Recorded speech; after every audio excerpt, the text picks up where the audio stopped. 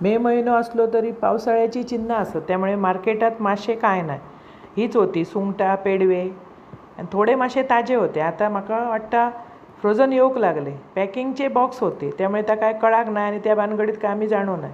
सुंगटाचो ताजो वाटो एक विजयदुर्गवाल्याकडसून घेतलं. घराकडे येऊन साफ केले, दोरे बिरे काढले, त्याका मीठ आणि हळद लावून अर्धो तास ठेवून दिले. नंतर एक पातेलं घेतलं, त्याच्यात घातलंय तेल, बारीक चिरून 2 कांदे परतून झाल्यावर आल्या लसणाची पेस्ट ती व्यवस्थित परतून झाली, त्याच्यावर सुंगटां घातलं. आता ना 100 रुपयाक काय किंमतच रवली नाही. मार्केटात गेलास की 200 रुपयाचे वाटे, जशी बाजारात गेलास की 10 रुपयाक रवली या नाही, 10 रुपयाचा काही एक येणार नाही, सगळा काय तर 20 रुपयाचा. तसं मासे पण 100 रुपयाचे बंद केल्याने 200चे वाटे. व्यवस्थित झाकण ठेवून ते शिजवून घेतलं. मस्त शिजन झाले, त्याच्यात घातले बटाटी आणि परत वाफेर शिजवले. बटाटी पटकन शिजतावं, तशी भुसभुशीत इल्ली असते. 200 रुपयाक नाही म्हटलं तरी 15 पण चिंगडा नाही होती ती सुंगटां. व्यवस्थित ती शिजवून घेतलं.